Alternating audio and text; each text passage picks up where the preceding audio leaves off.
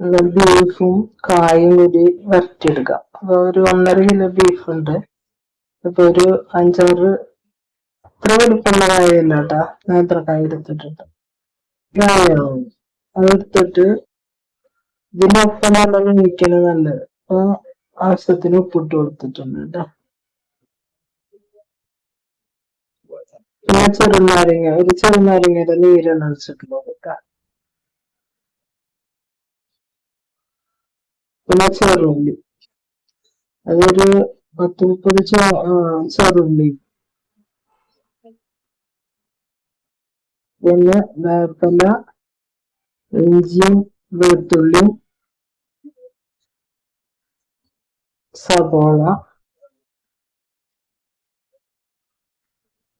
ഈ പൊടികളിടാം. കുറച്ച് തക്കാളി ഇട്ടുണ്ട് കേട്ടോ. ഒരു 1.5 തക്കാളി ഉണ്ട്. ഒരു 1.5 ടേബിൾ സ്പൂൺ മുളക് പൊടി,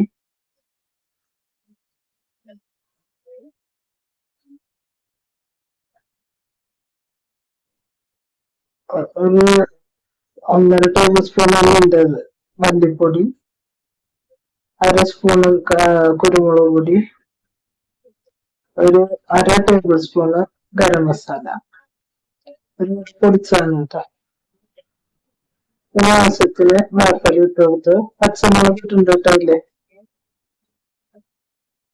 ഒരു 1/4 ടീസ്പൂൺ മഞ്ഞൾപ്പൊടി ഇട്ടുണ്ടായിരുന്നു, അത് കാണിക്കാൻ പറ്റി. ഇതെല്ലാം കൂടിയിട്ട് നമുക്ക് ഇളക്കി ഒഴിപ്പിച്ച് കുക്കറിലിട്ട് വേവിക്കാം. അപ്പൊ കായ സെപ്പറേറ്റ് വേവിച്ചിട്ട് നമ്മള് ബീഫിലിടുമ്പോ അത്ര ടേസ്റ്റ് ഉണ്ടാവില്ല. ഇത് നല്ല ടേസ്റ്റ് ആണ് കറി.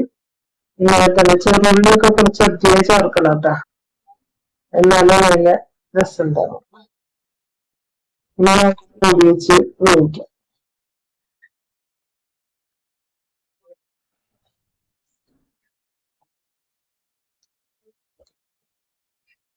ഇനി നമുക്ക് ഒരു ചട്ടി വെച്ചിട്ട് ഒരു 2 ടേബിൾ സ്പൂൺ വെളിച്ചെണ്ണ ഒഴിച്ചിട്ട് അതിലൊരു 3 സബോള ചേർക്കുന്നുണ്ട്. അതിൽ കുറച്ച് ചുവന്നുള്ളി ഉണ്ട്, ഒരു 10-15 ചുവന്നുള്ളി ചെറുതായി അരിഞ്ഞതും, ഇഞ്ചി വെളുത്തുള്ളി ചതച്ചതും, പച്ചമുളക് ഒരു 3 കീറിയിട്ടതും, വേപ്പില ഇട്ട് കൊടുത്തിട്ട് നന്നായി ഇളക്കിയിരിക്കുക. അപ്പൊ സവാള ഒരു പകുതി ആവുമ്പോ ചെയ്താണ് ഇതിട്ട് കൊടുത്തതിന് ശേഷം അതും വഴറ്റിയെടുക്കുക. വെളുത്തുള്ളിയൊക്കെ നന്നായി വഴന്നു വരണം. അങ്ങനെ വഴന്നു വന്നതിന് ശേഷം നമുക്ക് പൊടികൾ ചേർക്കാം. അപ്പൊ അത് ഇത്തിരി വഴറ്റിയെടുക്കല്ലോ.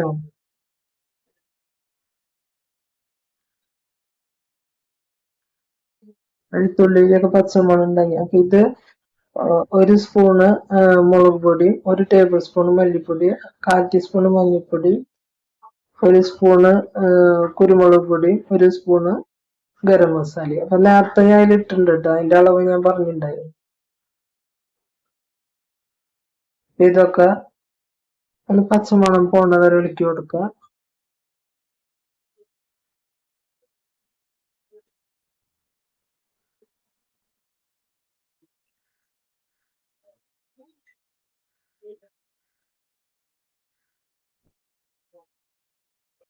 ഇനി നമുക്ക് 2 തക്കാളി അരിഞ്ഞു വെച്ചിട്ട് അത് ഇട്ട് കൊടുക്കാം. ചെറുതായി അരിഞ്ഞിട്ടിട്ട് നന്നായി വഴറ്റിയെടുത്ത് ഉടച്ചെടുക്കുക.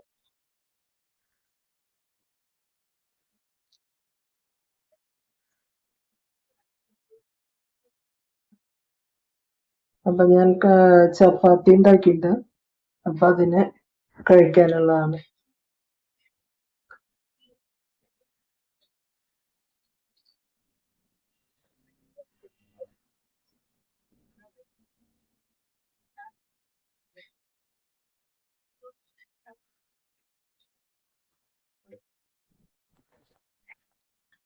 ഇനി നന്നായി ഇളക്കി യോജിപ്പിക്കുക. നമ്മുടെ ടേസ്റ്റി ആയിട്ടുള്ള ബീഫും കായും റെഡി ആയിട്ടുണ്ട്. വളരെ കുറച്ച് ചപ്പാത്തിയുടെ കൂടെ പൊറോട്ടയുടെ കൂടെ നമുക്കറിയാമല്ലോ, അപ്പം അതുപോലെ പുട്ട് എല്ലാത്തിന്റെ കൂടിയും പോണൊരു കറിയാണത്. അപ്പൊ ഞാൻ ചപ്പാത്തി ഉണ്ടാക്കിയിട്ട് ഞാൻ അപ്പം കൂടി കഴിക്കാൻ പോകും. വളരെ ടേസ്റ്റ്. ഇത്രയൊക്കെ ചാറൊക്കെ പാടുള്ളൂ. ഇതായിരിക്കണം. കായ അതിലിട്ട് വേവിക്കണം. ഞങ്ങളുടെ തൃശ്ശൂർക്കാരുടെ ഒരു ഫേവറേറ്റ് കറിയാണത്.